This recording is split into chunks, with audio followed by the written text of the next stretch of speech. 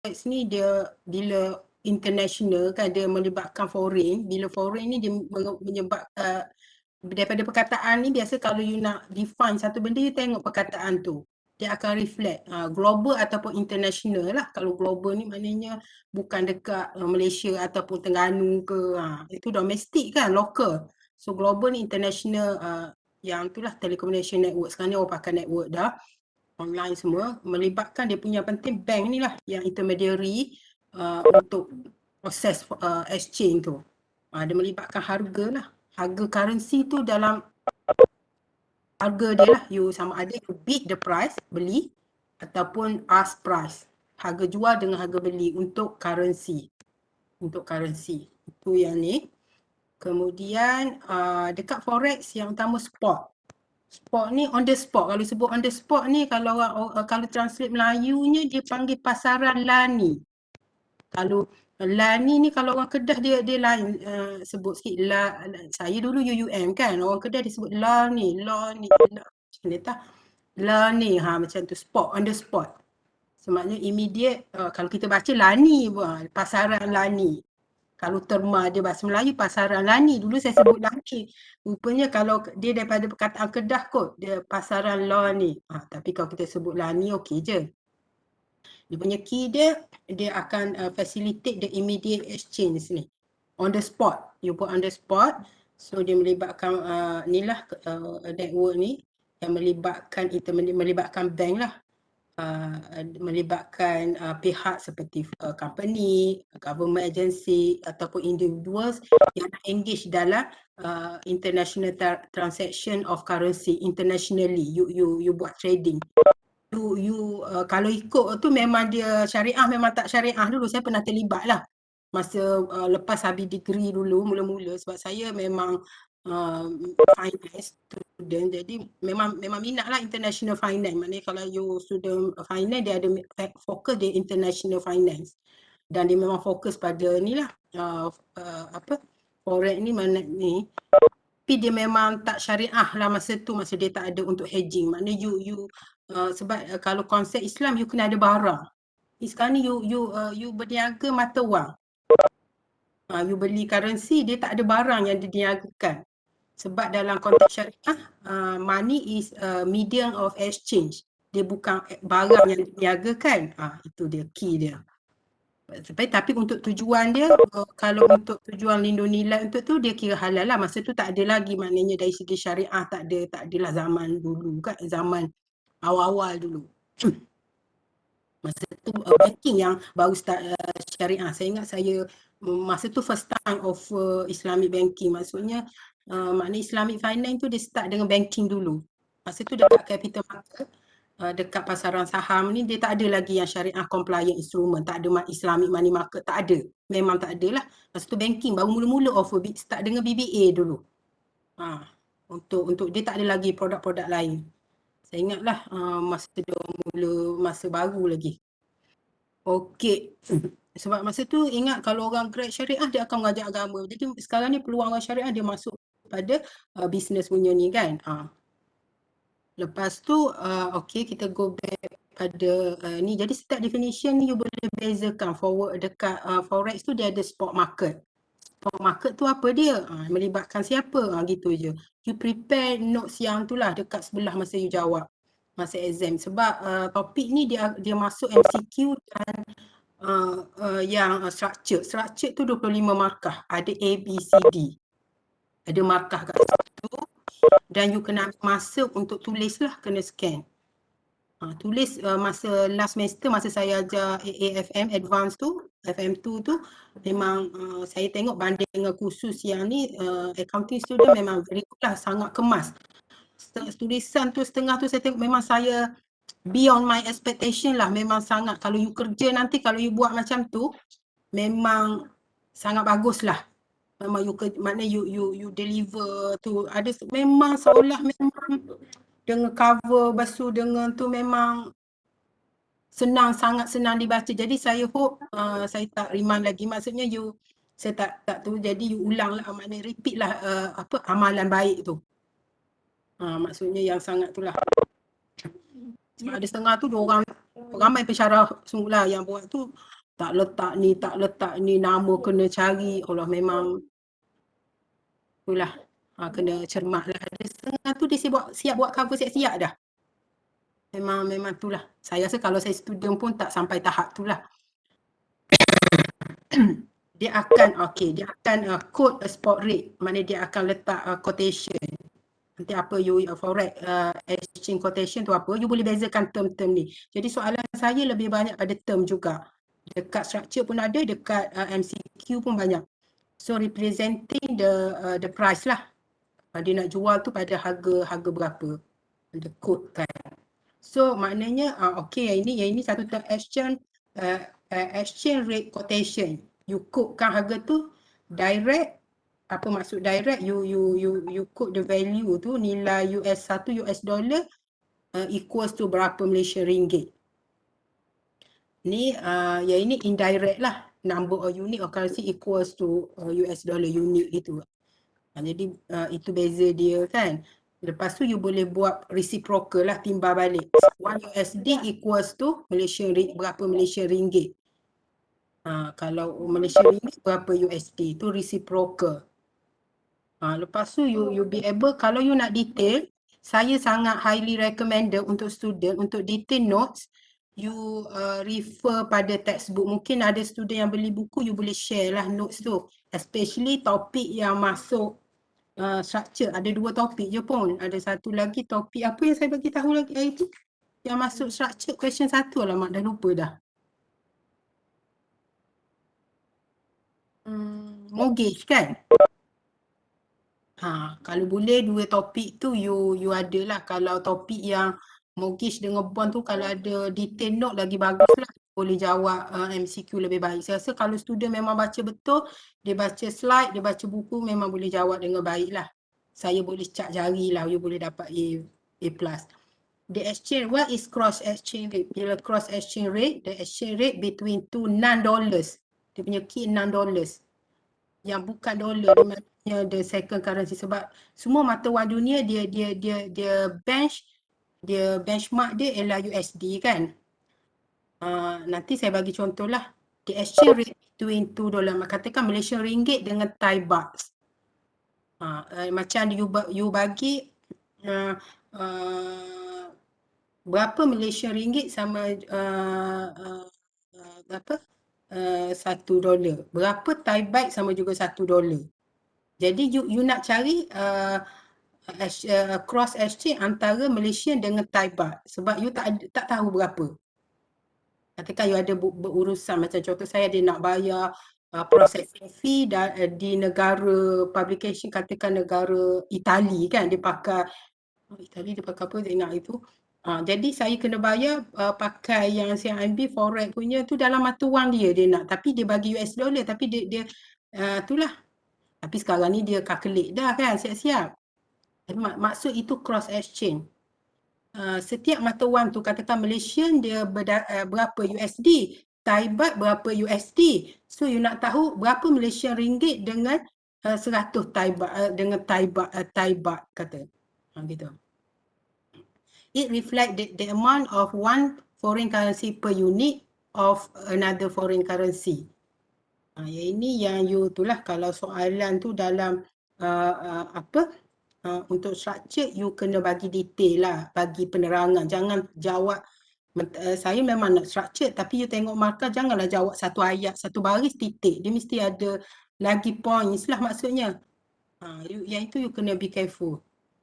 Jangan buat point gitu. Lepas tu.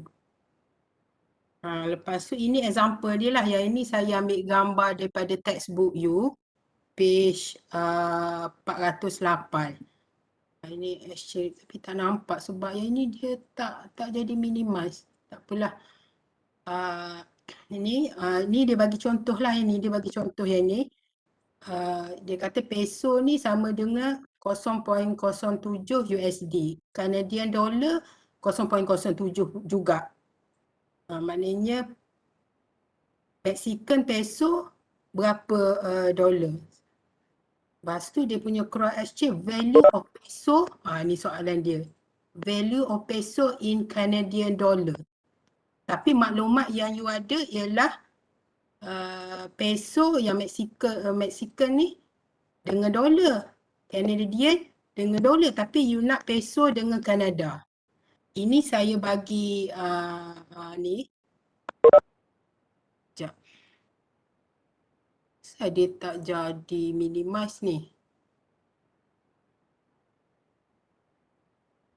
Nampak yang atas. Yang atas ni dia original exchange rate. Okay.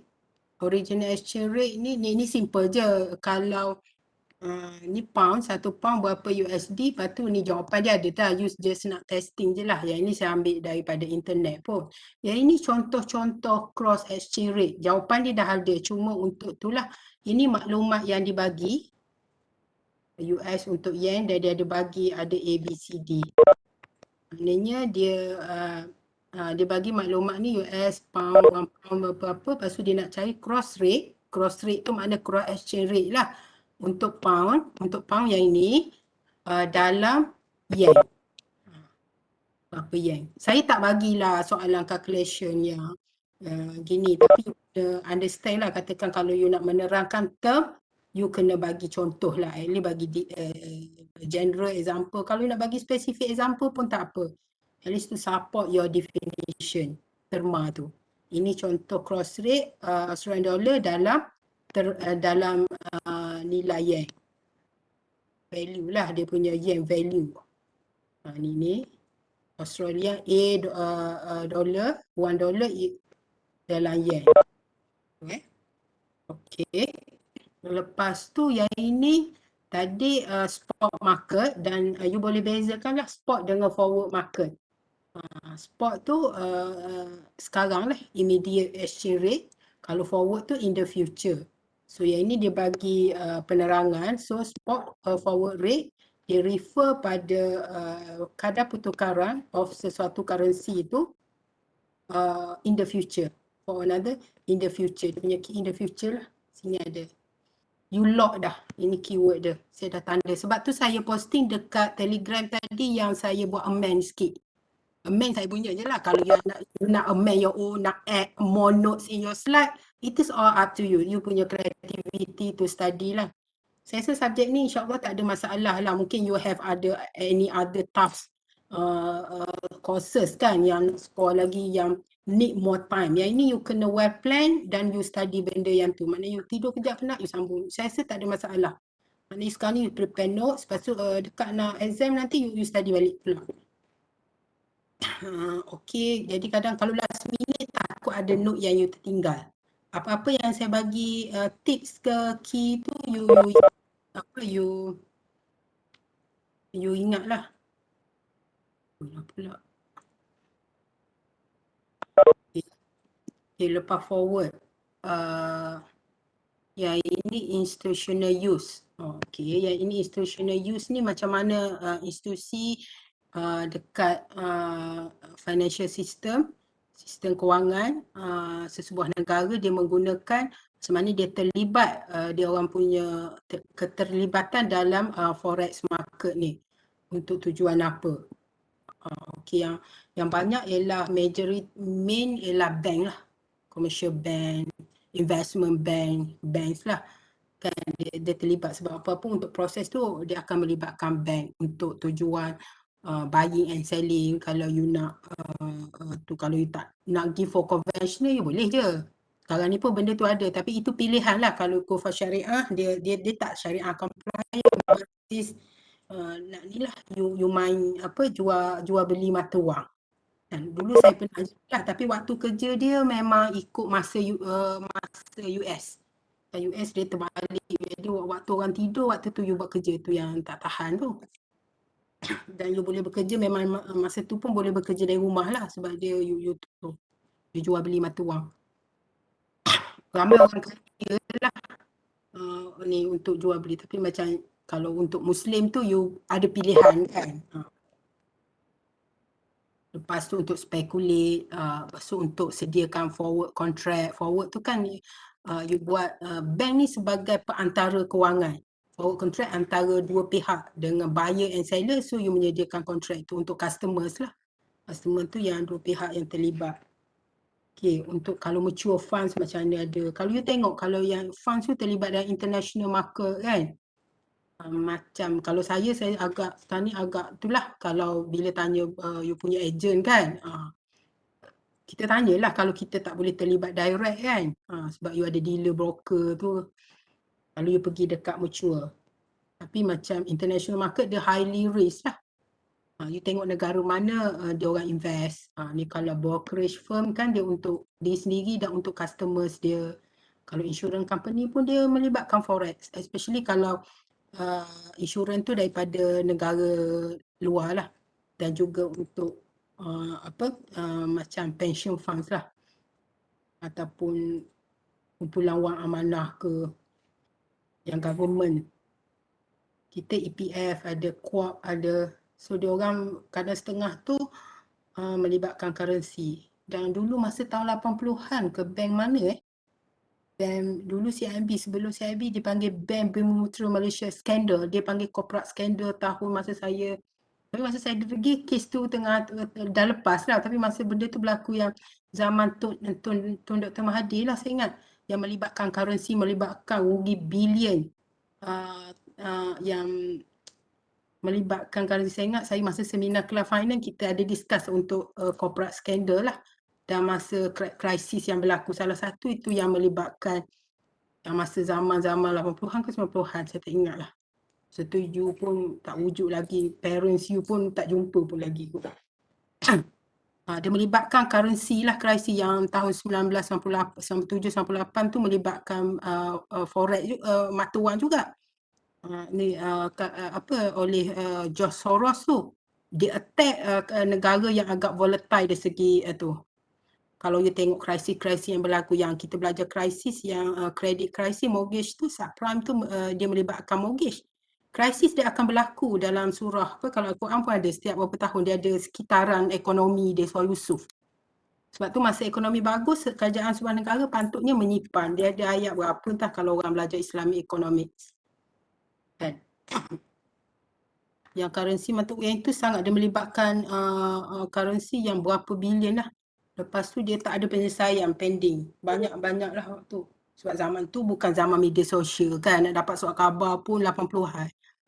Saya pun sekolah rendah pun. Okey, kita dah habis untuk dari segi forex, what is forex, semua-semua term yang berkaitan dan dia punya institutional, dia punya terlibat dan dia punya users of forex ni market. Kemudian types. Yang ni types, jenis-jenis sistem exchange rate dia ikut evolusi dia. Yang awal dulu Bretton Woods system. So yang ini yang penting you kena tahulah Bretton Woods tu apa. Dia ada detail dekat kalau you belajar international finance ni memang benda yang biasa je lah kan. Lepas tu term floating exchange rate.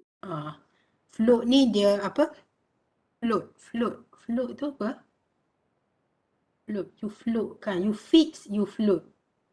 Melayu punya term apa float Bukan minuman float tu. Kalau dia pegging, you peg kan. You sandar peg ni peg. Pegging mata wang. Kalau float ni lawan dia fix. Apungan, yes, apungan. Dia apungkan ikut perubahan demand and supply. Proses jual beli currency tu akan menentukan harga kadar pertukaran tu. Bukannya dia tetapkan masa berlaku krisis 1997 tu yang Tun Dr. Mahathir, tapi langkah dia yang saya rasa sangat bijak lah. Saya ingat projek final year degree saya, seminar paper, kita orang group dapat the best. Saya ingat kita orang team, lepas tu masa-masa saya buat the same topic. Kita orang memang di antara dapat masa saya buat master, sebab saya buat master direct. Masa krisis tak ada kerja, saya kerja tak sampai 3 bulan dekat securities firm, lepas tu kena retrench, lepas tu saya buat master lah daripada duduk saja. Saya ingat buat case yang itulah maksudnya buat, dan saya punya disertasi master saya on international finance, on forward ni. Tapi sebab topik tu memang dia highly technical, jadi saya ingat masa PhD saya tak buat lah, saya susah sangat baca. Dia punya banyak cacing-cacing lah kalau tu. Orang yang bagus, dia punya calculation saya rasa go for sebab tak ramai sebenarnya yang bagus dalam ni. Saya ingat saya dah ambil kerja sebagai pensyarah masa UPM dulu, masa interview. Diorang nak cari sebab bila you join universiti dia memang nak ambil tu kan. Masa itu saya UPM, dia interview. Ada beberapa calon, saya ingat dia punya diarahkan untuk buat international finance sebab dia tengok disertasi master tu. Dapat A lah. Tapi sebenarnya tak tahu kenapa dapat A. Kan? Tak ingat pun. Tapi saya ingat sebab sebenarnya tak banyak. Ada bidang memang kita kekurangan kan. Ada orang macam bidang setengah bidang tu terlalu ramai orang pula. Kat accounting pun ada macam tu. Kalau you go bidang yang rare, maknanya nak join akademik ataupun yang blank accounting and mana you akan membentuk itulah. Kalau you accounting, you bagus finance memang awesome lah. Okay. Okay, yang ini term lah dirty float apa dia. Yang ini dia maknanya dia ada subject pada intervention government. Kalau free floating float system ni apa? Dia bawa floating exchange rate. Ini term-term lah you kena baca. Lepas tu yang ini float, lepas tu peg. Peg ni dia sandarkan, dia fixkan exchange rate. Okay, jenis exchange rate system lah. Kalau negara kita sekarang ni kita lebih pada floating. Ada negara dia pilih exchange rate system dia apa, currency dia macam mana. Kan? Okay. Yang ini Eurozone arrangement. Yang ini untuk negara yang menggunakan currency euro. Kan dia ada 11 negara lah. Negara-negara Eropah. Lepas tu dia ada dia punya. Bila dia trade, you guna the same currency. Amount dia tu. Macam kita dulu pernah ada lah group untuk buat dinar. Tapi dia tak jadi kan. Benda tu tak ada praktikal. Tapi euro ni dia memang dia dah dilaksanakan lah amount dia akan tu.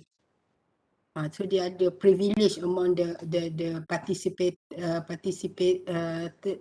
countries tu. Dia start kiranya tak adalah tahun 1999. Lepas tu dia ada untuk Eurozone arrangement ni, dia punya sistem currency dia ada dia punya itulah. Sendiri dia punya dari segi monetary policy dia, European Central Bank dia adalah dia punya policy dia, you boleh baca je pun. Kat sini so dia dari segi krisis tu because of the kesan daripada subprime tu dia orang ada efek jugalah kan di buah negara tu. Kemudian ni adalah isu-isu yang berkaitan. Lepas tu topik yang penting juga you kena take note please on cryptocurrency. So ada dekat you punya textbook. Tapi what is cryptocurrency? Cryptocurrency ni dia yang sekarang ni lah kan. Sekarang ni kita tak ada lagi macam dari segi regulation, dia punya dari segi peraturan lah. Tapi ramai saya dengar lah orang menjadi kaya because of cryptocurrency ni. So dia banyak secara independent lah. So cryptocurrency ni mata wang kripto lah kan. Lepas tu dia ada banyak jenis-jenis under cryptocurrency ni. Yang commonly used is yang famous, yang antara yang terawal lah Bitcoins lah. Dia ada banyak lagi macam Litecoin, yang saya boleh ingat Ethereum, benda nama Ripple. Nama dia macam style nama macam Bitcoin, banyak lah. Kalau yang Ethereum, Ripple, Bitcoin Cash dengan Litecoin. Bitcoin Cash. Kalau you boleh tahulah dia ada isu sebab dia orang ada yang kata syariah compliant, ada banyak majoriti kata agak ini dia syariah. Dia masih debate lagi lah. Dan banyak saya dengar yang generasi muda yang make money lah. My husband pun cakap macam tu. Dia kata, tapi saya pun tak ada tu sangat lah. Dia ada cara proses. Tapi untuk kelas ni you kena tahu jugalah what is cryptocurrency, what is Bitcoin. Bitcoin tu sejenis daripada kripto lah sebenarnya. Antara yang terawal dan banyak digunakan. Okay, saya nampak you pun berminat. Hati-hatilah kalau nak main. tanya, saya pun tak pastilah, dia ada banyak, ada yang kata syariah, ada saya dalam grup Isra tu kan, dia orang ada tu, dia dia dah keluar fatwa ke apa. Saya tak pastilah pasal kripto ni. Sebab pensyarah macam Yuniza pun ramai juga yang main. Tapi dia main diam-diam lah kan. Saya dengar je. Ramai yang berminat lah, tapi be careful lah kan. Takutkan jadi hilang semua duit, lepas tu stres. Yalah, jangan terlalu taksub. Main-main, tengok dulu, ada knowledge sikit, buat research dulu. Tapi benda-benda ni dia tak boleh terlalu berhati-hati. Pengalaman saya lah kan, berhati-hatilah you terlepas peluang. Jangan tamak, itu je. Terlalu berhati-hati, macam saya ni terlalu berhati-hati, lalas takutlah lah, letak tabung haji je lah, tu main mutual fund yang selamat kan, rasa tu pun rasa tak selamat kan, keluarkan, masa lepas keluar baru tengok orang lain make money, macam tu je lah selalunya. Okay, you tahulah pasal cryptocurrency, pasal Bitcoin, sebab dia banyak negara lah, especially developed country ni, dia orang buat transaksi untuk online ni banyak guna Bitcoin lah untuk certain produk, barang, services. So diorang tapi tak ada formally macam regulation tu. Dari segi peraturan kalau you kena tipu apa kan. So ada advantage dia. So you kena tahu advantage of Bitcoin ni. Dari segi transaksi dia macam mana, international transaksi cepat lah kan online. Tu dia ada juga dia punya kelemahan dia, disadvantage ni dia memang highly risk lah, volatility. Saya pun memang ikut yang kalau saya punya personal kan, saya agak agak against lah benda ni, macam tak berani kan nak main ni. Sebab tapi yang ini mungkin 5 tahun tu mungkin orang akan go for this lah. Dia akan tu. Tak tahu setara mana setakat ni. Tapi bank negara masih belum isu kripto ni, tak ada lagi lah. Okay. Lepas tu kalau berlaku apa-apa, orang curi apa, dia tak ada undang-undang yang boleh jaga you. Nak buat laporan polis report tak boleh. Lepas tu dia outlook ni, dia punya a way forward lah. Dia punya untuk akan datang.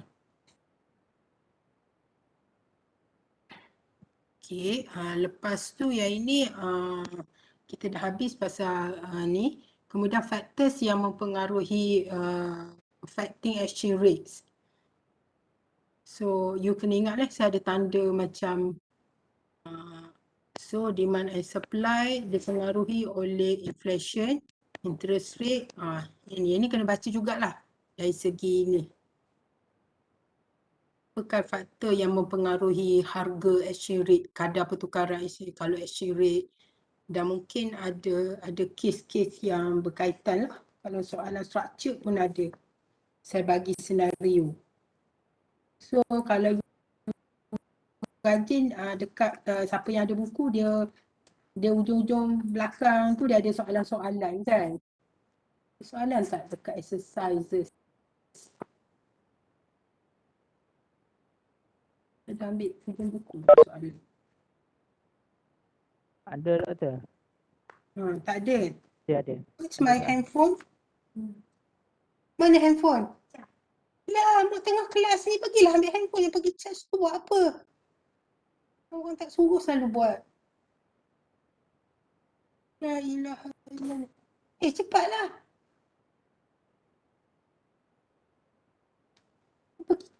Ada Google Meet belum ada hari ni. Dah lah. Sekejap dah pukul 6 dah. Okey. Jadi okay, dah habis. Kemudian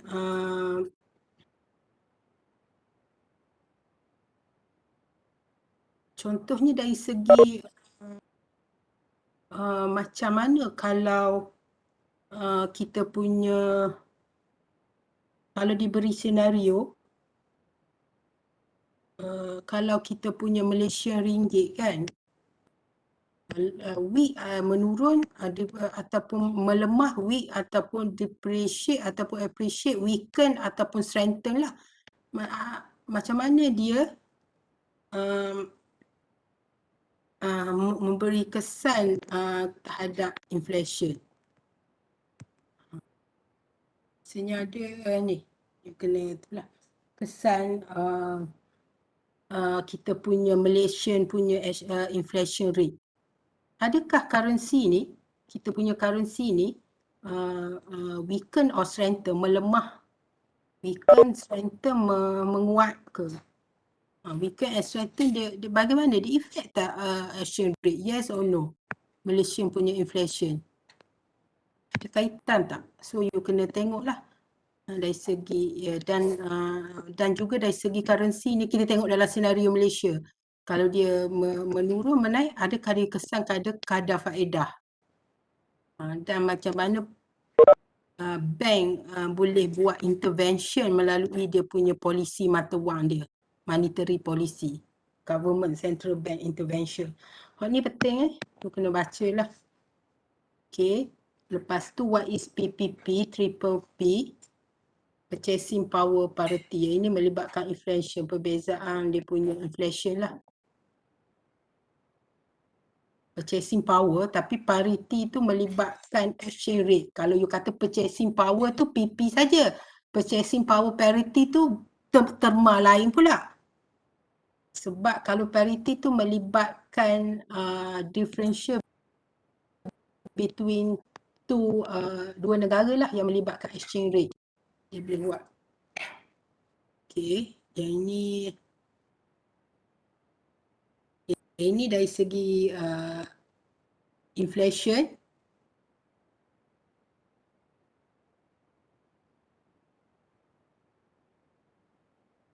Kalau dari segi okay.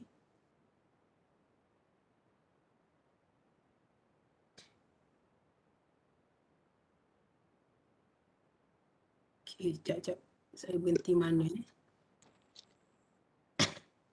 Okay, permintaan. Okay, a currency supply and demand are influenced, dipengaruhi oleh maknanya penawaran dan permintaan currency tu dipengaruhi oleh inflation rate, interest rate dan central bank intervention. Lepas tu ini penerangan dia.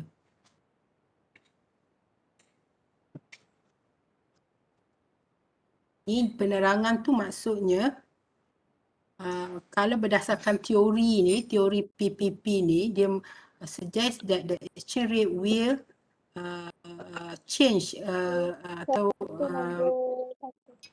by a percentage that reflect inflation differential between the two countries.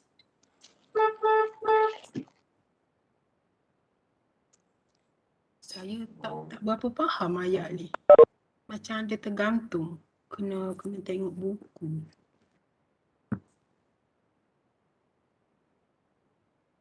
Yang ni you faham apa yang ni?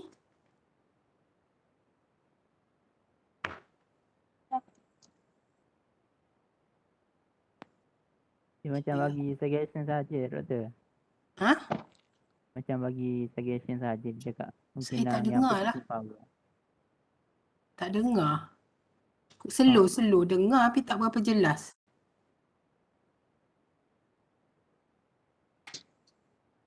Apa dia yang you faham?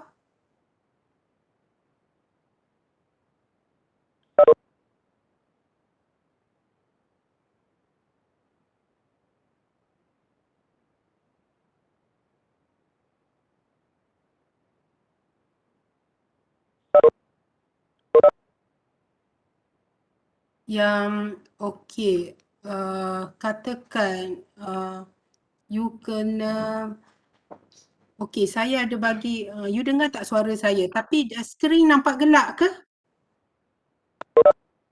Ke nampak slide? Nampak gelap ni dah. Gelap, doktor. Gelap tak apa, you dengar suara saya. Saya bagi contoh you dengar betul-betul. Katakan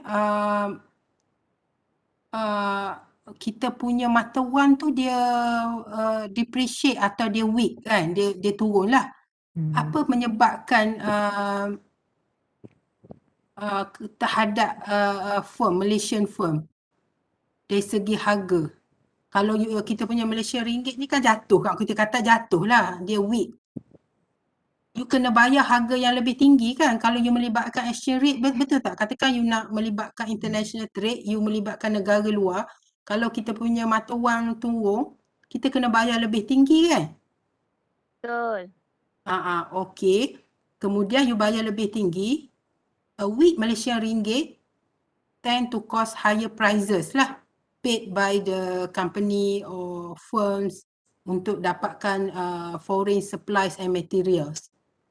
Kemudian jadi bila you beli harga mahal, you dah beli mahal, mesti you kena jual, you punya competitive advantage you akan kurang lah. Sebab you maknanya as a producer, Malaysian punya produk, you kena naikkan harga. Jadi nak compete tu agak sukar lah. Kemudian, jadi you akan naikkan harga. Kalau you tak naikkan harga, you tak boleh compete sebab cost you beli foreign material, semua raw materials tu mahal. Bila harga naik, dia akan, bagaimana kesan terhadap inflation? Maknanya kesan daripada kejatuhan mata wang, dia akan menyebabkan producers, Malaysian lah, dia akan charge higher prices, kemudian dia untuk dia lebih survival lah kan.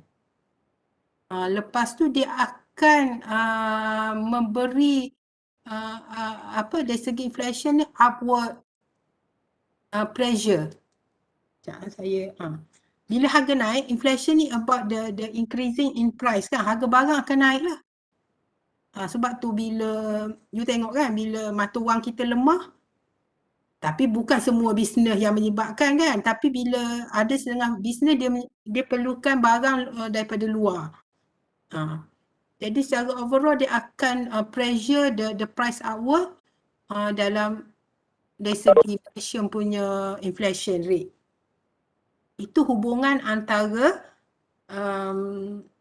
currency dengan inflation dalam keadaan currency kita melemah ataupun menurun, weaken or depreciate. Depreciate kalau dia menaik, strengthen or appreciate. Okay.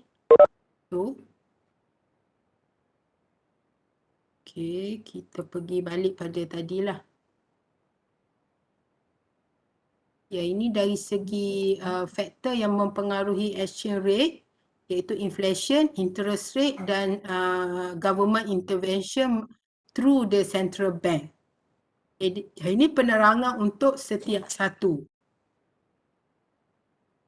Nanti saya tadi contoh saya bagi tahu hubungan antara exchange rate dan saya bagi spesifik contoh Malaysia punya currency ke atas kadar inflasi. Bagaimana dia boleh mempengaruhi kenaikan inflasi. Inflation menaik. Ya, ini purchasing power parity ni saya tak berapa jelas statement, jadi saya ingat dia kena refer ni ayat dia sebab yang saya faham macam lain sikit. Ayat yang ni, saya tak perasan ni. Nanti boleh tak you refer balik dekat textbook supaya dia detail untuk PPP sebab saya nak proceed the next slide. Boleh Boleh tak? Boleh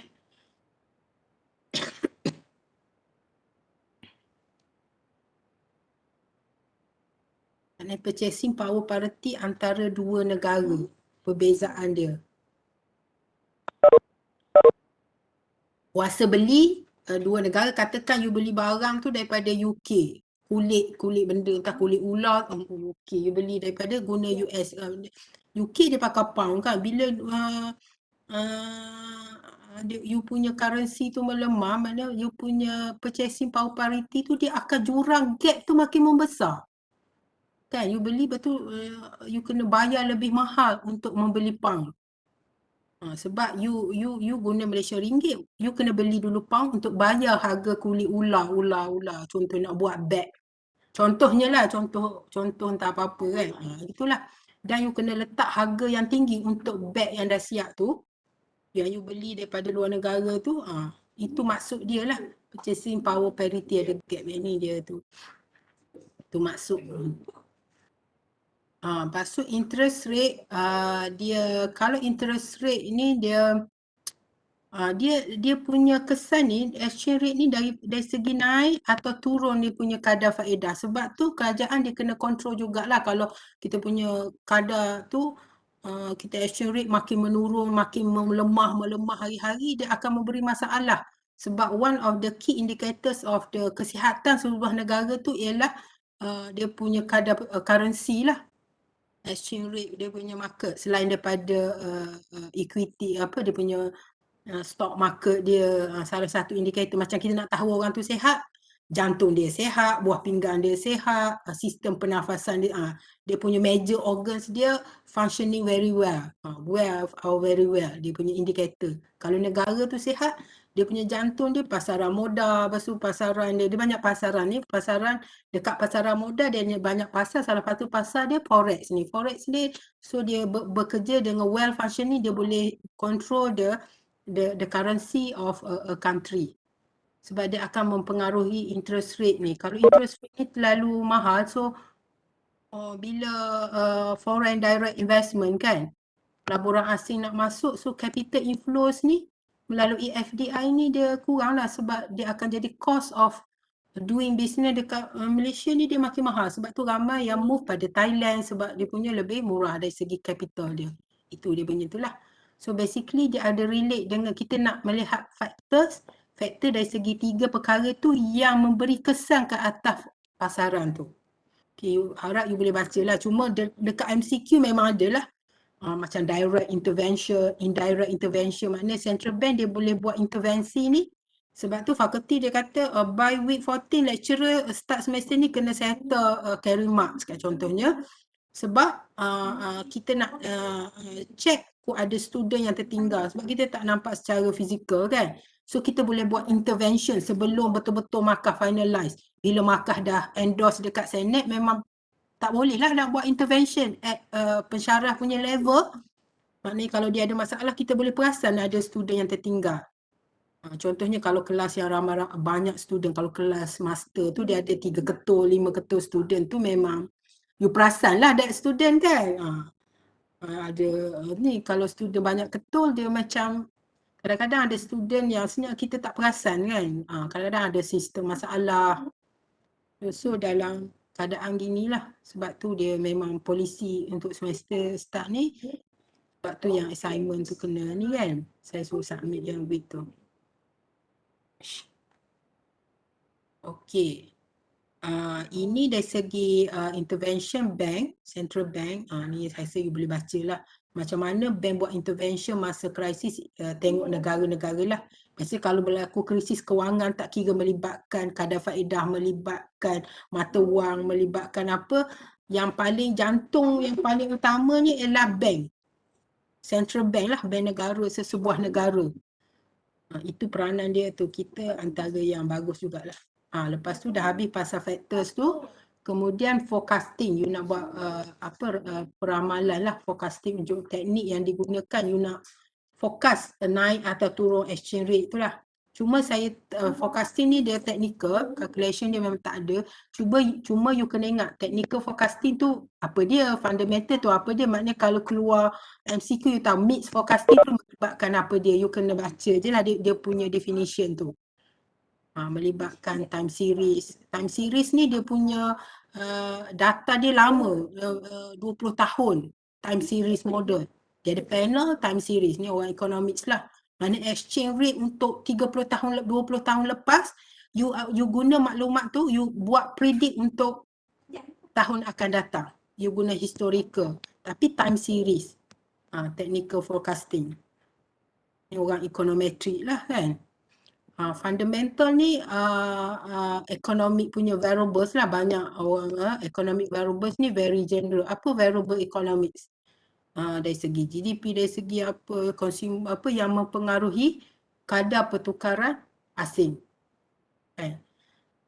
Itulah dia fundamental yang basic dia. Fundamental kan yang basic. Market base, market indicators. Yang ini kira stock market yang berdasarkan market dekat stock market, forex market lah. Mix forecasting ni dia mix campuran lah untuk teknik. Tujuan buat forecast ni sebab you nak benda yang akan datang. You jangka tahun depan 2022 kita punya exchange rate akan lebih stable, lebih bagus. So, macam mana you boleh kata gitu? Takkan you dapat melalui mimpi ke tak? Based on data, figure dan analisis lah, guna kaedah. Sekarang orang guna analytics, guna data science, data yang big data kan. Kaedah analisis yang inilah. Ni banyak-banyak ni dia melibatkan statistik yang dah advance. Okey. Ini forward markets ni, forward contract ni you tahulah forward contract. Apa itu forward contract? Tadi dah ulang dia trade dekat forward market. Ni tak ada ni tak ada. Okey, yang ini you cuma kena tahulah yang hari tu dah ada kan, currency futures contract. Beza antara forward dengan future dari segi standardized contract tu dia ada beza sikit kan, tapi semuanya di masa hadapan. Lepas tu swap, dia ada yang ini instrumen derivatif yang digunakan dekat forex market. Okay, yang ini saya tak adalah tanya, dia lebih pada kalau ada pun saya tak ingat lah, dia pada MCQ lah, fully you tahu ni. Yang ini dia guna untuk options tu ada, tapi option dia ada derivative market yang hari tu belajar tu yang you baca itu, tapi yang ini guna derivative instrumen tapi dekat forex market, iaitu derivative market. Dia guna instrumen dia atau produk tu. Okey.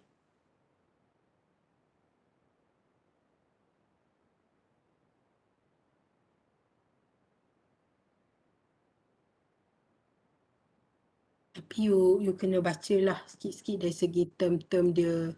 Dia tak banyak, dia keluar macam multiple choice itulah. Currency speculator code. Kalau currency tu dia nak tu ni, kalau you nak you seorang speculator dekat forex, you apa yang you buat? Macam ni lah. You beli forward currency forex, lepas tu you jual ni dekat-dekat ni, lepas tu you jual the spot ni, selling on the spot market.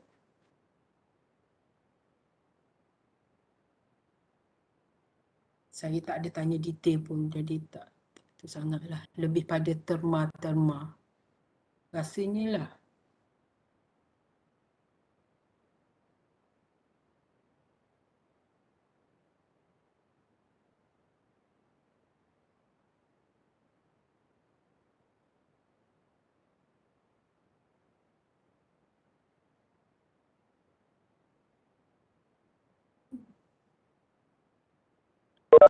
Saya nak tanya you satu soalan lah. Dan saya nak respon. Katakan sekarang ni stock market ni dia sekarang ni orang duk main saham tengah kegilaan. Saya perasan sekarang ni. Memang sebab ramai orang boleh buat untung. Saya pun tak tahu kenapa. Tapi adalah beberapa tu. Sekarang ni maksudnya stock market dekat Malaysia ni dia macam menarik minat pelabur domestik dan juga pelabur daripada luar lah. Contohnya daripada negara-negara luar. Macam mana keadaan tu bila pasaran saham tu dia menjadi ramai orang nak pergi masuk dekat stock market?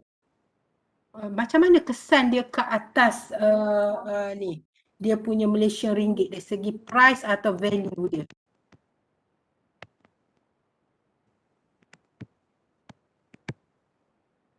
Dia stock market tu dia macam dia appealing, maksudnya very attractive to the local or domestic investors and particularly international ataupun global investor, foreign lah. Sebab kita kita dalam pasaran forex kan. Bagaimana bila pasaran saham kita tu orang nak masuk banyak, nak buat trading lah, dia nak buying and selling very active.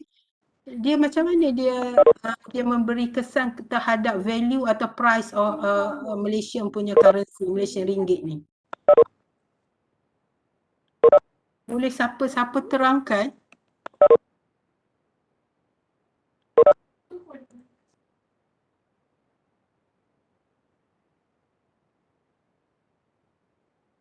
Naik kot, Apa Doktor. soalan saya? Naik kot. Sebab dia tarik ramai investment, banyak investment. Sekarang ni kita tak fokus pada lokal lah sebab kita belajar forex kan. Ya, you got the point. You boleh jawab benda ni dalam yang penting ada point. Sekarang ni saya kata pasaran saham Malaysia ni dia macam appealing ni menarik lah kepada foreign investors. Tak kira lah negara mana, foreign kan. So kesan dia apa? Foreign investor, kita namakan satu negara US lah contohnya. Diorang nak masuk, nak beli, nak masuk pasar Malaysia. Yang Soros tu dia mula-mula kita ingat dia masuk, dia boleh beli saham, lalah dia attack. Dekat case crisis Malaysian, nasib baik kita punya fundamental strong. Bila you buat kajian, tengok sebenarnya dia attack forex market dulu, dia beli mata wang kita. Masa tu kita ingat, wow, forex. Sekali dia jual. Dan dia push the price down. Dia bijak dia main. Masa tu semua orang koya lah. Wah, kaya sebab investor masuk banyak. So dia adalah, kita kena ada lesson learn lah sebenarnya. Okay, back to my initial question. Pasaran bagus, foreign investor nak masuk banyak lah. Jadi dia orang ni, foreign investor dia akan convert dollars to Malaysian kan? Malaysian ringgit lah kan? To purchase Malaysian stock. Dia akan beli banyak. Bila beli, dia akan push kita akan makin strengthen lah. Kan? Thus the value of Malaysian ringgit ni akan apa Ashraf? Bila orang Naik, Doktor. sebab dia menarik. Dia interest rate tu pun sama. Sebab dia orang nak masuk tu, bila dia orang nak main saham tu dalam Malaysia ringgit, dia orang kena beli Malaysia ringgit dulu. Bila ramai orang beli, macam anak dara lah. Ramai orang masuk meminang, you boleh charge harga tinggi lah. Kalau seorang je tu masuk minang, kalau tak ada. Jadi kalau 10 orang masuk meminang, boleh letak harga lah, dah berebut nak kan, kalau kat kampung lah. Contohnya, dia akan push the price up, appreciate against, contohnya tadi dolar ataupun pound lah. Sebab apa? Dia respon kepada increase foreign demand for Malaysian ringgit.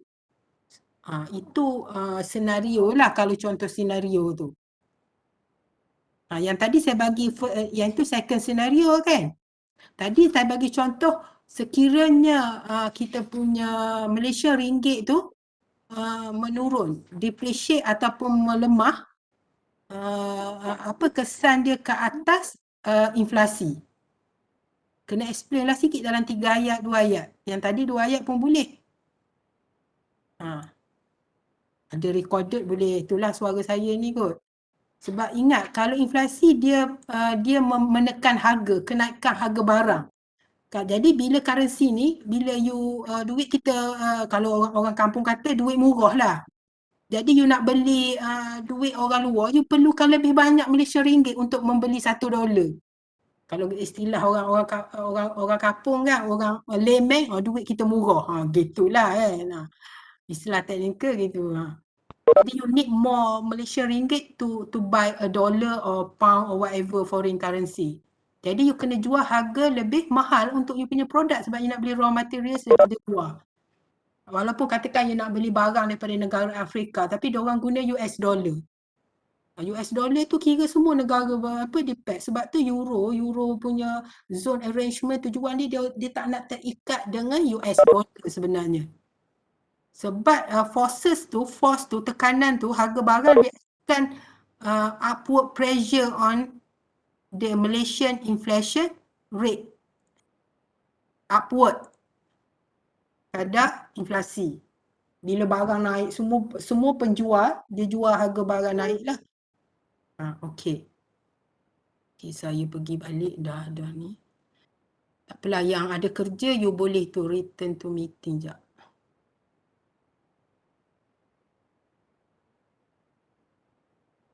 Juga.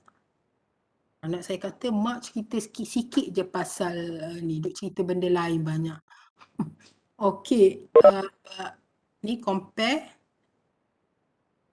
appreciate apa lagi. Tadi saya dah bagi 2 senario, take note sebab kita ada final exam, kita ada soalan senario, very short senario, tapi hopefully you boleh jawab lah. Yang ini dalam keadaan yang berbeza lah ni, maksudnya if depreciate. Apa speculator? Ini dalam segi perspektif speculator. Dia akan jadi opposite. Opposite dia, tindakan ni dari segi purchase, yang ini dari segi sell. Yang tadi buy, yang ini jual. Purchase tu buy lah kan. Tindakan dia pasaran forward market yang akan datang, sebab forward tu dia lock dah harga. Dia jual, lepas tu dia beli yang sekarang. Kalau yang appreciate lah ni. Kalau depreciate, dia guna common sense je. Kan? Sebab yang akan datang tu you dah lock harga kan. Yang ni you jangka yang akan datang turun, jual lah yang akan datang tu, rugilah. Buy low, sell high. Tu dia punya key dia. You speculator kau, you benda kan. Kalau beli mahal, jual murah, tak waras lah you. Ni beli murah, jual mahal. Itu dia punya tagline dia. You, macam mana speculate menggunakan currency futures, menggunakan currency options. Macam mana you nak speculate? Dia ada tu, ni tak payahlah. Ni tak ada. Dah habis lah. Dah habis dah. Dah cover semua. Okay. Okay, jadi kita ada satu lagi topik ialah, saya continue lagi, ada satu topik lagi ialah equity market, stock market lah. Stock market. Stock market. Stock market ni dah ada berapa soalan ni saya bagi tahu hari tu? Ada 9 je soalan dia. Okey, saya share kejap. Tapi soalan dia semua MCQ. Jadi you bacalah, tertemah je, dan you memang dah ingat pun saya rasa tak ada masalah. Dia tak ada, okay, saya akan highlight yang penting lah. Dia tak ada. Yang pentingnya saya highlight, saya rasa you boleh baca sendiri. Ada 9 MCQ, hopefully 9 ni boleh betul, satu soalan, satu markah. Jadi 9 tu 9 markah lah. Berkenaan dengan stock market. Statement pasal stock market tu true or false tu lah. Kan soalan yang common MCQ. The statement is correct or incorrect, true or false about stock market. You baca lah pilihan tu, saya pun tak ingat. Then about IPO. Initial public offering. You tahulah IPO tu apa, semua-semua you baca yang ni. Kemudian ada term dekat IPO. Lockup provision, ini ada student saya masa dia buat on IPO. So ada term, dia kena study lah pasal IPO, initial public, sebelum dia trade dekat secondary market, dia newly listed lah company. Initial public, dia initial, mula-mula nak jadi public offering, penawaran awal lah. Apa tujuan kalau dia ada term tu, dia ada lockup. Lockup provision, you lockkan harga tu. Apa tujuan dia? Dekat IPO, bila you nak list IPO, dia ada berapa kaedah dia buat. Salah satu ialah lockup provision apa dia. Kemudian ada term shareholder activism. Tak banyak lah. Apa kesan favorable news on stock price, you akan jumpa lah. Kemudian term-term macam leverage buyout, stock repurchase, you beli balik lah. Buyback, stock repurchase, saya tulis kat sini, stock repurchase, kan, beli semula, you beli stock sendiri, ataupun buyback, stock buyback, sama je. Preemptive right, dulu pun apa maksud preemptive rights, ada term-term macam tu lah. Cukup lah, itu 9 soalan pun. Dia ada sini, kalau you nak you yang saya mention, you boleh refer pada textbook lah. Saya pun tak ingat ni. Ini private equity yang venture capital lah. Dia private ni dia issue dia bukan dia guna underwriter, investment bank. Biasanya investment bank ada juga commercial, tapi biasa itulah bank. Dia tak issue dekat public. Dia private. Orang beli ni, ni kita tak tahulah, dia tak masuk dekat prospektus semua. Kalau ada ni crowdfunding lah. Sekarang ni banyak orang buat crowdfunding kan, pendanaan awam. Tapi yang ini pun crowdfunding pun dia tak ada rules and regulation. Kalau yang kecil-kecil ni main kutu lah, tapi yang ini untuk besar-besar lah. Kalau kat tu dia ada ni.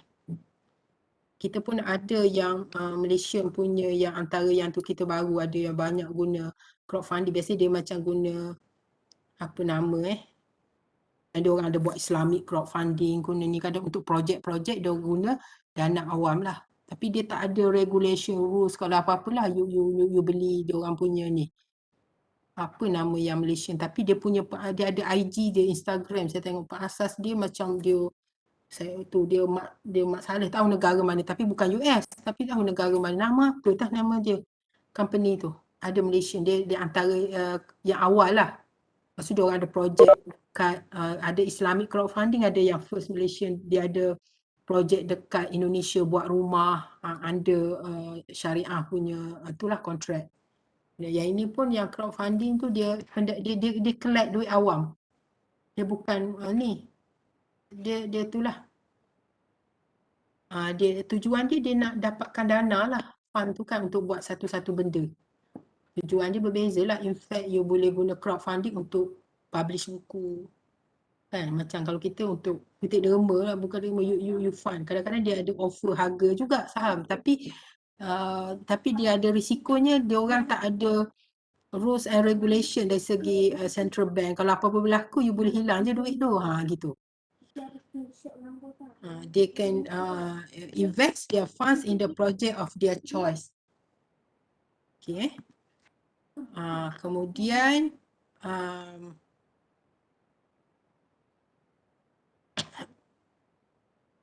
masa dia nak going public tu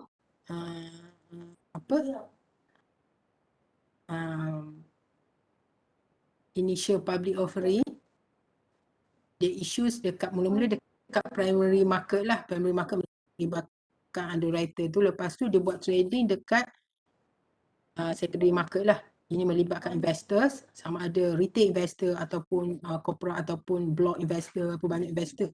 Ini dah secondary market. Kalau first time issuer, dia go public, dia buat dekat primary market dulu. Dia nak dapat cash, lepas tu baru dia issue dekat going public. Yang ini masa proses dia buat dengan underwriter melibatkan ni. Okay. Ni dari segi, kalau equity market dari segi ownership, voting rights. Ini yang pasal stok lah ni. Stok market yang ni benda yang sebenarnya ini pasal going public lah. Kata you company tu, lepas tu you nak listed dekat Bursa Malaysia. So ini proses yang you kena lalui lah. Proses dia lebih kurang sama lah. Ya, walaupun ini dekat US tapi lebih kurang sama je. Cuma yang ini kita ada SEC. Dia SEC kita Securities Commission, dia punya proses. You kena ada prospectus, ada pricing. So dia ada cost, dia charge. Flipping, dia punya tu sama je.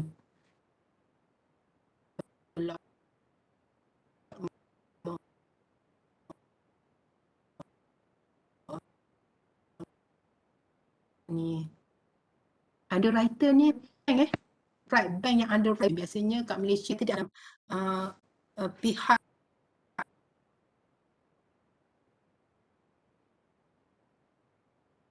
yang mengurus tu akan kena charge dekat the stock price macam share after dengan underwriter dulu sebelum you pergi kat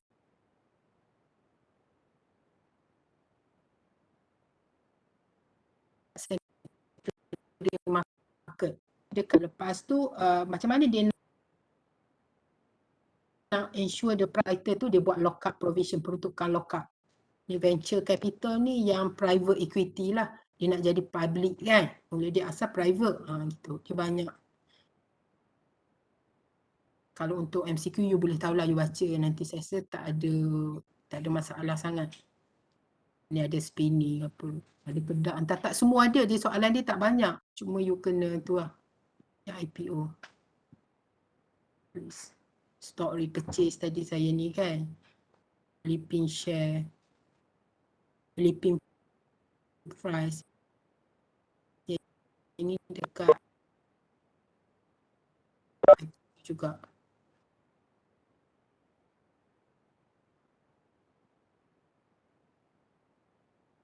Dia beli ni, dia flip. Apa cara bila tindak tu dia jual lalu, dia jual terus, immediate. Ya, dia menjangka harga ni, dia ambil untung perbezaan harga. Mungkin bukanlah dia ambil mungkin dalam hari itu. Orang ni nak biasanya speculator ni lah, short term punya investors. Jual kadang-kadang dia akan effect dia punya ni company juga. Bila you listed kan. Bila ramai orang buat macam tu. Ni organised exchange ni yang pasaran saham lah. Dia bagi contoh US, New York, kita Malaysian tu lah. Listing requirement kita pun sama. Ini dari segi governance dia lah of the securities exchange, kita punya securities exchange. DC, tak ada apalah. Dia dah. Yang saya bagi tahu awal-awal tadi, ada kan saya sebut ni apa maksud dia shareholder activity dia, mana yang bukan. Jadi you kena tengok jugalah slide tu. Itu lagi yang saya sebut tadi.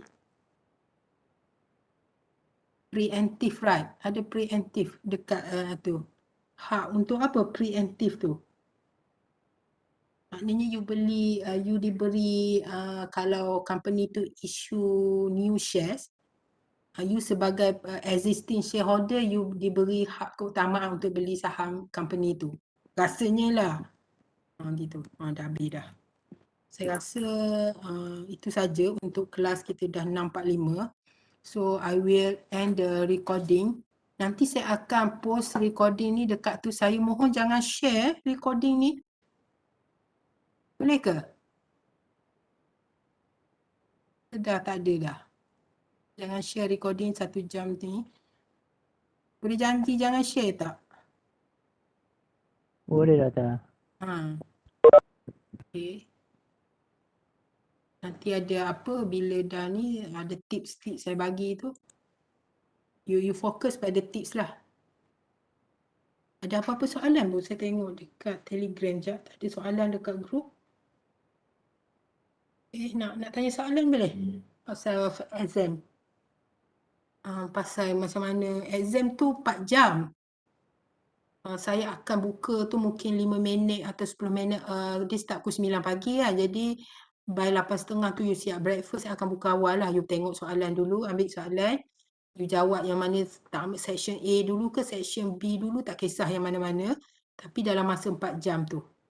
Soalan MCQ tu 50. 50 tu dalam masa. You tak kisah. Saya sebab soalan dia kita orang tak boleh masuk lagi sebab saya rasa saya boleh dah masuk minggu depan kot. Ada sebab dia orang semak soalan dia ada pemeksa kedua kan, procedure fakulti lah. Sebab benda tu hari tu jadi lambat semua benda. Sebab kes Uniza tutup mana entah.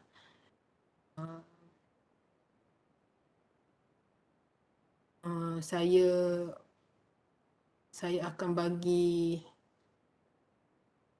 untuk 50 minit ni masa yang sesuai 1 jam setengah okey. 1 jam setengah 60 campur 30 90 minit. 1 jam setengah boleh? Jadi you ada masa daripada 4 jam ada 2 jam setengah lagi. 2 jam setengah untuk jawab structure. Tak ada orang respon. Boleh 1 jam setengah? Ke Doktor. biasa Yang soalan objektif tu berapa soalan Dr? 50. 50 Ada soalan. hari tu yang you pin ke tak? Saya bagi pecahan tu dah. Sekejap Ya Saya dah ada Doktor. bagi tu. Ada rasanya. Saya ni jenis pelupa sikit. Saya tengok Saya cuba nak bagi pecahan ada 2 chapter bond and mortgage tu dia ada 24 rasa. Saya dah you refer balik lah, saya dah bilang betul dah yang tu. Tadi saya bagi tahu yang ni saya tak record Oh, jadi Ada Doktor yang section A dengan B tu kena jawab sekali yang lah. bond and mortgage, bond satu chapter, mortgage satu chapter, 2 chapter tu saya tak ni lah 28 soalan. Sebab bond pun kita consider debt, mortgage pun debt juga kan. Yang itu banyak. Forex 13, equity 9. So kita ada chapter equity, bond and mortgage, kira 2 bab. Lepas tu forex. Okay, Doktor. Okey, yang structure tu yang pertama ialah saya rasa saya dah maklumkan yang mortgage market tu. Beli market yang tadi maksudnya dari segi terma-terma yang awal tu spot market, forward, yang itu you kena ingat lah. Cryptocurrency cryptocurrency, bitcoin tu you kena tahu detail lah sikit kalau you nak bezakan terma-terma ke kan. Saya nak.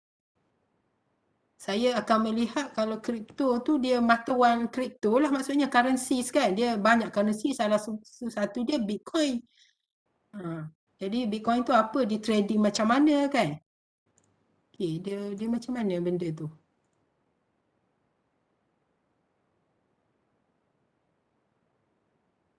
Cryptocurrency ni maksudnya digital currency virtual. Dia pakai, saya pun mungkin dekat teks ada dia encryption, dia macam saya sebab saya tak pernah trade, cuma sebab kita baca je kan, untuk transfer dia pakai digital currency atau virtual, you online lah kan. Lepas tu dia ada encryption dia, mungkin dia ada code dia untuk verify dia punya transaksi dia, transfer tu macam mana, dia adalah. So dia kena ada code encrypted, dia kena highly secure dari segi security, dari segi encryption teknik tu lah. Digital. So dia ni, crypto ni dia created, dia tak ada government sebuah negara, dia operate independently from the national government of a country tu. Cuma mungkin ada negara ni, setengah negara yang maju dia ada pelibatan central bank dia lah. Macam kita belum ada lagi central bank tu dari segi financial regulation dia on cryptocurrency. Malaysia tak ada negara, mungkin US negara yang tu dia untuk isu-isu yang berkaitan lah kan, kalau ada peraturan kan untuk kawalan. Betul, Bitcoin ni dia yang widely used lah. You take note. Dia macam one to one, peer to peer payment network. Kita yang control dia punya ni kan, dia ada blockchain teknologi gitu. Dia ada ledger dia. Sebab dia panggil blockchain tu dia pakai blok-blok.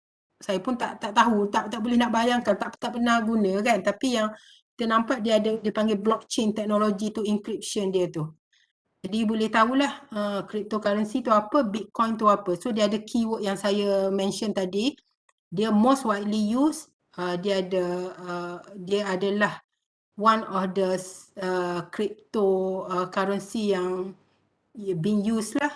Dia pakai peer-to-peer payment network which is owned and controlled by users. Lepas tu dia guna teknologi blockchain teknologi. Lepas tu dia record, dia guna public ledger. Public ledger ni ada community dia lah, you kena daftar tu, dia ada fee, tapi fee dia itulah, saya pun tidak ada public ledger, dia community of Bitcoin users ni. Ledger ni yang akan dia ada chain dia dipanggil blockchain tu, dia verify the transaction. Saya rasa dia ada kronologi tu lah, chain kan urutan tu kan, dia panggil chain urutan blocks tu. You boleh carilah. Kalau bila you dah confirm transaction, you dah validate tu, adalah proses dia orang buat ni kan. Kemudian Dia ada speed ni security, dia ada block, itulah gitu je. Lepas tu ada yang tadi beberapa senario yang saya ni. Okey, saya rasa tu je untuk setakat ni. Yang last ni saya tak record, yang tadi saya record. Okey, ada apa-apa soalan lagi? Yang saya cakap pasal ni, kalau you tu yang pasal keywords tadi tau, pasal Bitcoin tadi. Yang keyword yang saya teringat yang ada dalam pemikiran saya. Maksudnya bila you nak define Bitcoin ni, this is what I'm looking for. Peer-to-peer network currency. Ada term blockchain technology, public ledger.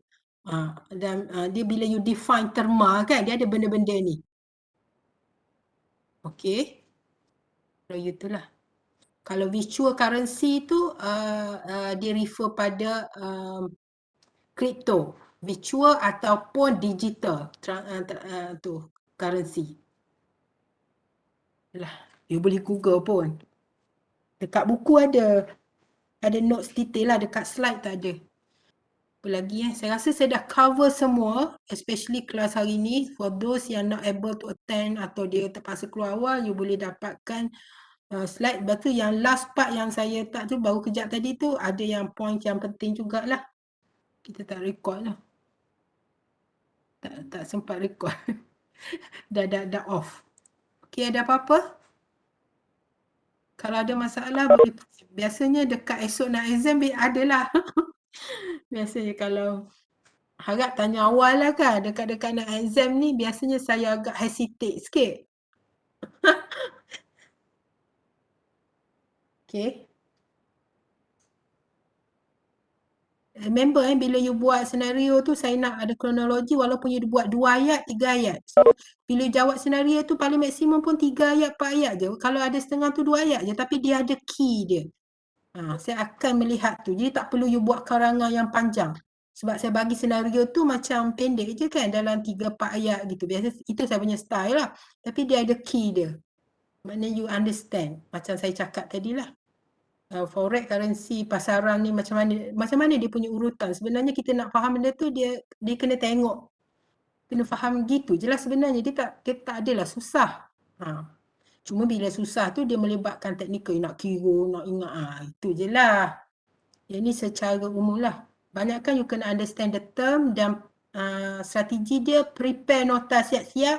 Sebab memang kalau you nak hafal rugilah. Ni open book punya kan. You prepare nota siap dan topik yang structure yang saya highlight penting you refer. Kalau boleh share daripada textbook. Tak ada orang nak tanya ke? Dia Subjek yang cepat paling faham. senang. Walaupun you tak baca lagi, you boleh tanya. Kita penat banyak kerja InsyaAllah ni subjek paling senang kot. Assignment semua dah submit Kan? Doktor, Karimak macam mana doktor? Ke nanti Kimak tak kira lagi, baru download assignment.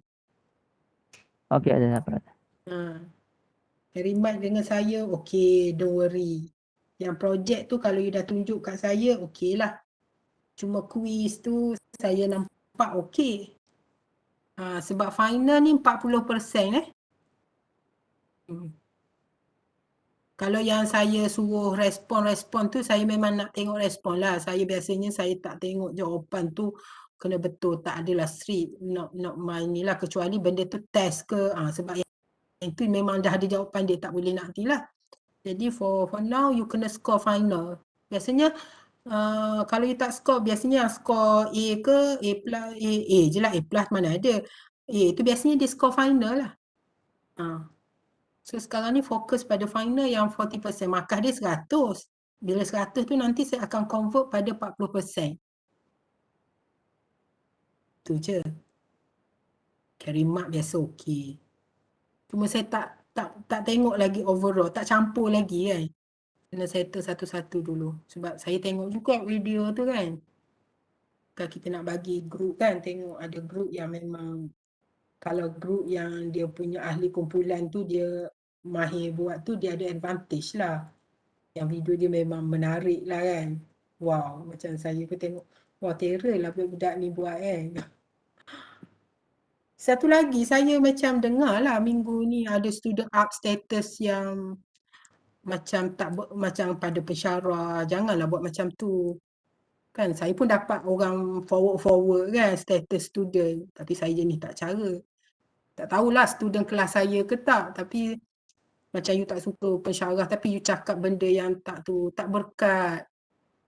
Memanglah semua orang susah. Pensyarah pun ada yang susah. Tak ada line rumah dia duduk ni. Ada anak kecil. Anak macam saya ni tak ada anak. Tapi macam semua orang stres kan. Kita nak berkat. Kita ingat macam pandemik zaman dulu. Macam saya dulu belajar lagi susah saya rasa lah.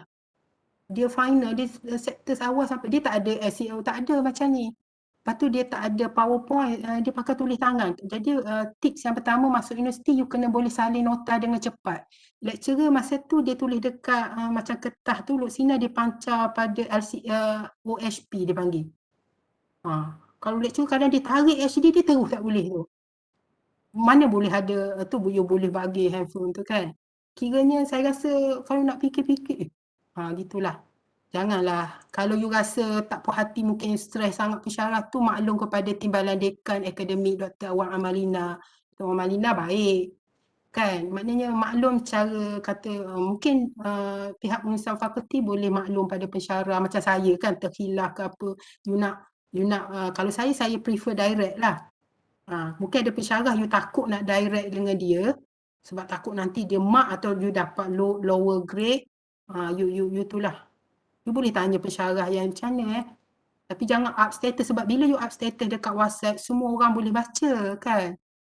Kita nak ilmu walaupun kita dapat grade tapi kita nak berkat. Kita kerja gaji sikit tak apa kita nak berkat hidup. Dan berkat tu tak ada kaitan dengan pensyarah tu. Kita nak biarlah kita tak suka dia berkat. Berkat tu satu benda yang you tak boleh quantify. Tak kira lah you Muslim ke, you non-Muslim ke.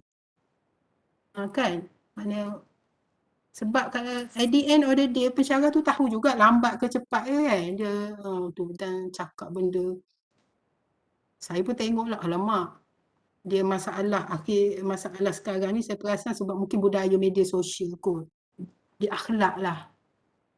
Akhlak dengan mungkin kita dapat contoh dekat luar pun benda yang sama kan. Orang boleh up dekat media sosial. Mungkin zaman tu jadi taklah.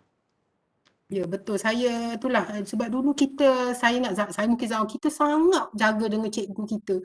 Nak tulis ayat tu kena sekarang ni kalau you ngajar ke student kadang student boleh tulis ayat. Wow macam ayat saya sampai saya dah lah ayat kalau you ngajar di tu ayat tu memang wah ni cakap dengan kawan ke cakap dengan pensyarah ni macam wow rock macam tu lah macam kadang pensyarah pun kadang terbawa mungkin zaman lah kot. Saya punya itulah. Tapi setakat ni kelas ni tak ada lah. Cuma yang status tu saya tak tahulah daripada hopefully not lah. Sebab kadang-kadang pensyarah mungkin tak tahulah. Kita pun tak itulah. Cuma you sebagai student lah apa-apa tu insyaAllah. Sebab you akan ada lagi kan semester 1 sem lagi kan? You ada 1 sem ada. Ada 1 sem lagi. Ada sinam.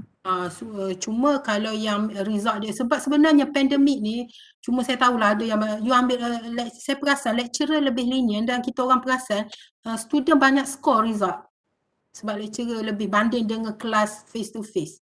Kita tengok overall result most of the lecturer memang gambar student score lah saya perasan. Bila kita tengok overall, kita tablekan, jadi ambil peluang ni untuk mentor. Walaupun result you bagus, nanti bila you kerja, orang tengok kebolehan juga.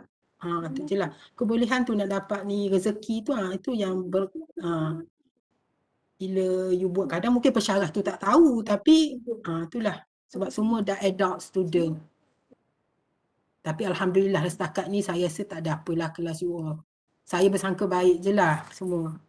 Saya cuma harap untuk subjek saya ni semua skor sebenarnya walaupun nanti kadang mungkin wah kelas Dr. Zul semua dapat macam tu lah. Dah budak boleh jawab. Saya akan tunjuklah bukti ni test berapa kan. Maknanya saya akan tunjuk dah budak dan kita bagi ni. Cuma saya nak macam video saya record mungkin ada saya bagi titik apa kan. Student memang perform that is the mark so we have like Evident lah. You dah buat yang sepatutnya. Alah, sebelum final exam tu PM saya, untuk subjek saya lah, subjek orang lain saya tak nak ambil tahu. Nanti by next week carry mark dah settle lah. Tapi dengan saya insyaAllah tak ada masalah. Sebab kadang carry mark tu bila kita maki final kita boleh buat intervention lagi. Mungkin masa tu kita strict sangat, so kita boleh buat. Tapi kalau macam quiz, mid test dengan final kita cuma kalau structure tu kalau dia memang tak jawab kosong, itu je lah. Kalau you jawab MCQ memang salah, memang tak boleh buat intervention lah. Dekat. Tu je lah Dah pukul 7. Saya rasa setakat tu patutnya 6.30 dah setengah jam lah, minta maaf. Saya akan bagi recorded nanti dekat Telegram. Okey, ada apa-apa last? Setakat ni accounting okey, insyaAllah. Tak ada apa, saya harap you score je. You dapat okey, you happy. Lepas tu you dapat harap ujung tahun ni okey lah. Tapi rasanya sampai November, rasanya berdasarkan 4 fasa pelan pemulihan tu, yang PM umum tu, rasanya you akan bergraduate dalam keadaan maya kot. Sebab tengok sektor social, education is part of social sector. Ujung tahun ni paling awal pun November akan buka. You pun dah nak grad dah. Cuma harapnya you boleh convo lah physical kot. Yang last year memang kesian tak ada convo. Kesian. Harap dapat convo lah. Score lah, fokus score. Semua dah vaksin semua kan. InsyaAllah. Okey. Sebab UNIZA dia jadi PPV, pusat pemberian vaksin lah. So ramai pensyarah jadi sukarelawan. Cuma saya tak. Saya high risk punya orang tak. Okey, tak ada soalan Saya risaukan tak ada soalan. Bila tak ada soalan ni saya assume semua okey dan semua boleh jawab. Dan make sure kalau berkaitan teknikal saya rasa yang saya cakap tu, yang structure tu you tulis tangan eligible, handwritten, yang instruction tu saya dah bagi awal. Dia punya format macam last semester. Tertulis ni maksudnya saya tak ada buat ni lah. Tulis tangan, ada nama depan semua. Nanti dekat cover page tu, dekat klip tu saya akan masukkan. Maknanya bila you buka soalan tu, you nampak lah. Dan kita akan buka cover page tu lebih awal lah. Sebelum hari kejadian exam tu. Yang ini 5 hari bulan 7 kan? Sebab saya ada 1 bulan 7 ada exam lain. 5 hari bulan 7, 9 sampai 10, 11, 12 sampai 1. Saya akan bagi sikit lah lebih juga. Mungkin 1 suku. Tapi jangan bila last minute lah. Maknanya nak submit tu jangan last minute sangat. Kadang dia punya line tu dia jam kan. Dan kiranya you ada masalah tak boleh submit ke, PM saya direct hari-hari exam. Jangan keesokan harinya. Dr. Zul, kadang-kadang line rumah you blackout ke, tiba-tiba masa nak submit tu. Kadang benda ni kita tak boleh nak control. You kena maklum ke saya PM. PM dekat WhatsApp atau Telegram boleh belaka. Katakan ada masalah submission tu. Itu penting. Kalau ada apa-apa kena ni. Sebab dia online kan. Okey, sebab tak tahulah 1 bulan 7 ni pensyarah boleh masuk kampus ke tak. Sebab sekarang ni tak boleh masuk. Kalau masuk kena minta kebenaran. Okey, setakat tu saja. Ini last class. Saya mohon maaf semualah kan. Kalau apa-apa kita akan berinteraksi dekat grup Telegram. Nanti dah baca, nanti tiba-tiba baru teringat. Tapi saya bagi tahu saya tak akan bagi dah tips ke apa. Saya hanya pergi general lah. Sebab saya rasa saya dah bagi sufficient tips yang you boleh score 100%. Dekat mortgage saya dah cover pun hari tu. Mortgage dengan bond. Sebab mortgage chapter dia akan masuk dekat subjektif. Okey, Assalamualaikum warahmatullahi wabarakatuh. Ya. Nanti yang mortgage dengan bond punya tu, recording tu masih ada ke dekat Telegram? Yang hari tu punya? Nak saya repost ada. Kalau doktor boleh repost yang topik yang kita belajar untuk final, boleh tak doktor send balik dekat Telegram? Boleh. Untuk kita revision balik. Tapi malang-malang karang sikit saya. Boleh doktor. Malang karang sikit saya repost untuk those yang ni. dan apa untuk final tu kan. Sikit saya post balik lah. Rasanya ada yang dah tu tak apa. Kalau rasa tak jelas lagi, tiba-tiba you rasa ada blur kan, lepas tu you segan dekat group ke, tapi kalau soalan tu general, you boleh tanya je kat group, at least orang lain boleh tahu kan. Saya prefer dekat group, tapi kalau soalan tu agak you rasa tu, you boleh PM je, I will respond. Mungkin kadang kebetulan cepat, kebetulan lambat kan, gitu je lah. Tapi janganlah tanya soalan tu hari 4 hari bulan ke, dalam 4 bulan saya inject. Jadi 4 bulan saya dapat second inject tu. Tanya kebetulan saya pun tiba-tiba tidur je kan. Demam ke. Tapi 5 bulan tu saya akan standby lah. Kalau boleh paling lewat 3 bulan lah tanya soalan. Takut 4 bulan ke saya, sebab orang kata second dose, sebab saya first dose pun agak, orang lain kesan biasa, saya agak lain sikit lah saya. Hampir-hampir tak ni. Kena doktor tahan dekat red zone lagi. Okey. Assalamualaikum warahmatullahi wabarakatuh. Take care, stay safe. Betul, doktor. Okay. Thank you, Terima kasih doktor. Ashraf.